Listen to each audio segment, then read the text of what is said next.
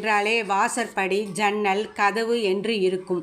அதுபோலதான் குடும்பம் என்றாலே கணவன், மனைவி, ஆண், பெண், பெரியம்மா, பெரியப்பா, சித்தப்பா, சித்தி, அத்தை, மாமா, ஆயா, தாத்தா என்றாலே குடும்பந்தாங்க.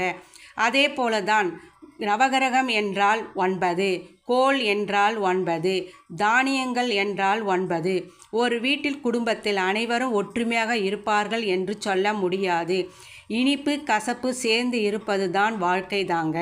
இதற்கு நவகிரக தோஷம் நீங்க என்ன செய்வது, அதற்கு என்ன பரிகாரங்கள் செய்யலாம் என்று இந்த வீடியோவை ஸ்கிப் பண்ணாமல் பாருங்க. அப்போதுதான் உங்களுக்கு புரியும்.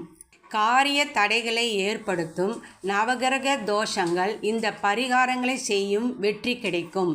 எந்த காரியத்தை எடுத்தாலும் சிலருக்கு தடைகளும் தாமதங்களும் ஏற்படும். தொழில் நஷ்டம், குடும்பத்தில் பிரச்சனை ஏற்பட கிரக தோஷங்களே காரணமாகும். சில பரிகாரங்கள் செய்தால் தோஷங்கள் நீங்கி வெற்றி கிடைக்கும். கோள் செய்யாததை குலதெய்வம் செய்யும் என்று நம் முன்னோர்கள் சொல்வார்கள். நவகிரகம்தான் பலருக்கும் நன்மை தீமைகளை அளித்து வருகின்றன. நவ கிரகங்களினால் தோஷங்கள் இருந்தால் பலருக்கு காரிய தடைகள் ஏற்படும். தொழிலில் எதை தொட்டாலும் நஷ்டமாகவே இருக்கும். இந்த தோஷங்கள் நீங்க சில பரிகாரங்கள் செய்யலாம். குலதெய்வ வழிபாடு செய்தால் குடும்பத்தில் ஏற்பட்ட கஷ்டங்கள் நீங்கும். காரிய தடைகள் நீங்கி வெற்றி கிடைக்கும். வாழ்க்கையில் தோல்வியை மட்டுமே ருசிப்பவர்கள் அதை கண்டு துவண்டு விடாமல் இதுவும் கடந்து போகும் என்ற மனநிலைக்கு மாற வேண்டும். நம்பிக்கையோடு வாழ்க்கையை எதிர்கொள்ள வேண்டும். இல்லாதவர்களுக்கும் பசியோடு இருப்பவர்களுக்கும் தானம் செய்தால் உங்களுக்கு ஏற்படக்கூடிய தீமைகள் குறையும். சனிக்கிழமையில் அன்னதானம் செய்வதன் மூலம் நவகிரக தோஷம் நீங்கி வாழ்வில் ஏற்றம் உண்டாகும். நவகிரக தோஷம் நீங்க சனிக்கிழமையில் நவ தானியத்தால் செய்யப்பட்ட தோசையை சுத்தமான நல்லெண்ணெயை ஊற்றி சாப்பிடுங்கள். நவதானிய தோசையை சனிக்கிழமை செய்து சாப்பிட்டால் நவகிரகத்தால் ஏற்படும் தோஷங்கள் நீங்கும் என்ற நம்பிக்கை உள்ளது. நாம் உண்ணும் உணவு தானமாக கொடுக்கும் பொருட்களினாலும் தோஷங்கள் நீங்கும். எந்த தோஷம் இருந்தால் என்ன பரிகாரம் செய்ய வேண்டும், என்ன தானமாக கொடுக்கலாம் என்று பார்க்கலாம். சூரியன். ஒரு நபருக்கு ஜாதகத்தில் சூரிய பலமற்ற அல்லது சாதமற்ற இடத்தில் இருந்தால் சூரியனை தினமும் வணங்குதலும் சூரிய நமஸ்காரம் செய்ய வேண்டும். சூரியனுக்கு உரிய காயத்ரி மந்திரத்தையும் உச்சரிக்க வேண்டும். இது சூரியனால் ஏற்படக்கூடிய கெடு பலன்களில் இருந்து தப்பிக்க வழி கொடுக்கும். சூரிய பகவானுக்கு உரியது கோதுமை. கோதுமையால் தயாரித்த சுண்டலோ அல்லது உணவையோ படைத்து தானமாக கொடுத்தால் சூரிய பகவானால் ஏற்படும் பாதிப்புகள் விலகும். சந்திரன். உங்கள் ஜாதகத்தில் சந்திரன் குறைபாடு இருந்தால் மன நல பாதிப்புகள், குழப்பங்கள் ஏற்படும். நல்ல காரியங்கள் நடைபெறுவதில் தடை ஏற்படும். நீங்கள் திங்கட்கிழமைகளில் சிவனை வணங்க வேண்டும். சந்திர பகவானுக்கு நெல் அரிசியால் தயாரித்த உணவை படைத்து வணங்கினால் சந்திர தோஷம் நீங்கும். வாழ்நாள் முழுவதும் இன்னல்கள் ஏற்படாது. சந்திரனுக்குரிய காயத்ரி மந்திரத்தையும் உச்சரித்து திங்கட்கிழமைகளில் அன்னதானம் தர சந்திர தோஷங்கள் நீங்கும். ஒரு முறை திருப்பதி சென்று 7 மலையானை தரிசனம் செய்து வரலாம். செவ்வாய். உங்கள் ஜாதகத்தில் செவ்வாய் கிரகம் சாதகமற்ற நிலையில் இருந்தால் அடிக்கடி விபத்துக்கள் ஏற்படும். நினைத்த காரியங்கள் கைகூடாது. செவ்வாய்க்கிழமைகளில் ஏழைகளுக்கு அடிப்படை தேவையான பொருட்களையும் வாங்கித் தரலாம். இனிப்புகளையும் வழங்கலாம். செவ்வாய் பகவானுக்கு உரியது துவரை. இதனை படைத்து வணங்கினால் விபத்து காரியங்கள் போன்றவற்றை தவிர்க்கலாம். திருமண தடை நீங்கும். சொத்து சேரும்.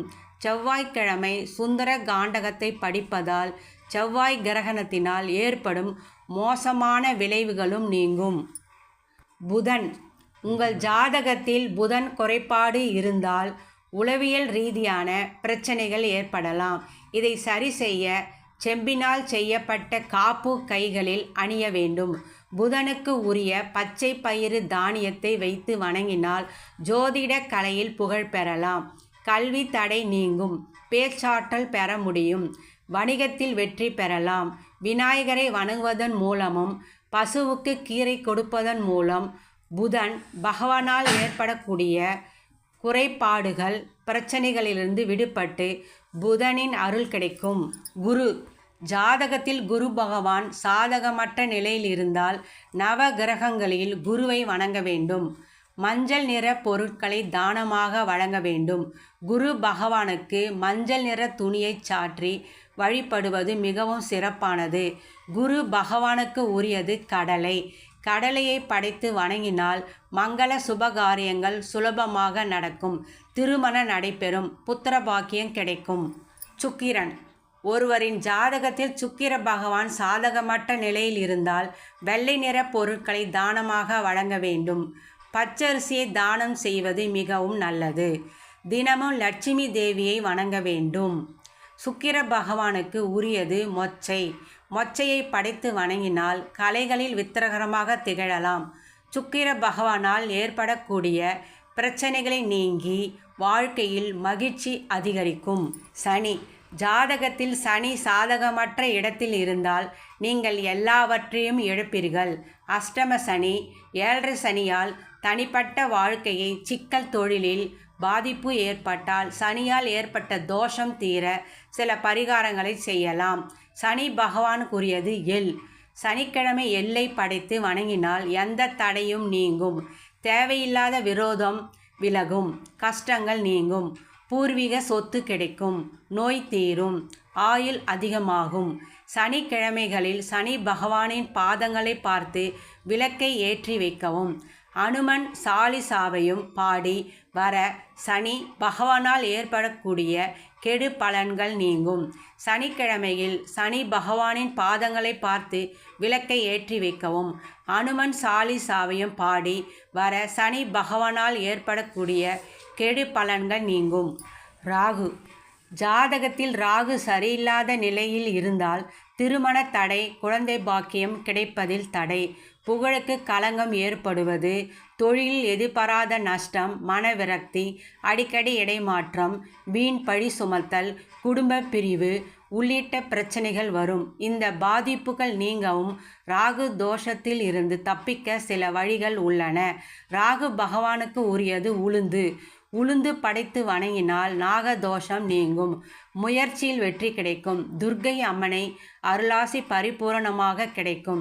திடீர் பணக்காரமாகவும் தன்மை ராகு பகவானுக்கு உண்டு.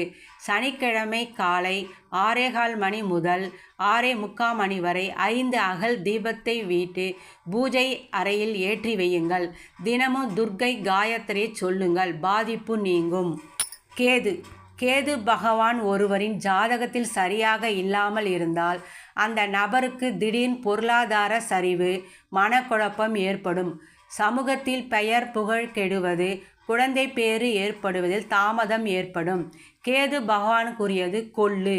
கொள்ளு படைத்து வணங்கினால் வாட்டி வதைத்த நோய்கள் தீரும். மருத்துவ செலவுகளும் பெரிய அளவில் குறையும். மனதில் உற்சாகமும் தெம்பும் கிடைக்கும். விநாயக அருள் கிடைக்க வழி பிறக்கும். விநாயக பெருமான் கேது கிரக பாதிப்புகளை நீக்கக்கூடியவர். சனிக்கிழமைகளில் விநாயக பெருமானை வழிபட்டு வரலாம். கேது பகவான் ஞானகாரகன் என்பதால் ஜீவ சமாதி அடைந்த ஏதேனும் ஒரு சித்திரனின் சமாதி கோவிலுக்கு சென்று வழிபட வேண்டும். துறவிகளுக்கு அன்னதானம் மற்றும் வஸ்திர தானம் அளிப்பதும் கேது தோஷத்திற்கு சிறந்த பரிகாரம் ஆகும். குல தெய்வத்தை அடிக்கடி மனதார வேண்டுகொள்ளுங்கள். எத்தகைய தோஷம் எளிதில் நீங்கும். இந்த வீடியோ உங்களுக்கு பயனுள்ளதாக இருக்கும்னு நினைக்கிறேன். இந்த வீடியோ மற்றவங்களும் பார்த்து பயனடையணும்னு நினச்சிங்கன்னா இந்த வீடியோவை ஷேர் பண்ணுங்கள். இது வரைக்கும் நம்ம சேனல் டீலக்ஸ் ரங்கோலியை சப்ஸ்கிரைப் பண்ணலன்னா சப்ஸ்கிரைப் பண்ணி பக்கத்தில் இருக்க பெல் பட்டனை ப்ரெஸ் பண்ணி ஆல் என்ற ஆப்ஷனை செலக்ட் பண்ணிக்கோங்க. அப்போ தான் நம்ம போடுற வீடியோஸோட நோட்டிஃபிகேஷன் உங்களுக்கு உடனுக்குடன் கிடைக்கும். இந்த வீடியோ உங்களுக்கு பிடிச்சிருந்தா லைக் பண்ணுங்கள். நம்ம இந்த பதிவில் சொன்ன எந்த விஷயம் உங்களுக்கு புதிதாக இருந்தது, ரொம்ப பயனுள்ளதாக இருந்ததுன்றதை மறக்காமல் கமெண்ட் செக்ஷனில் கமெண்ட் பண்ணுங்கள். தேங்க்ஸ் ஃபார் வாட்சிங் அண்ட் கீப் சப்போர்ட்டிங் அஸ்.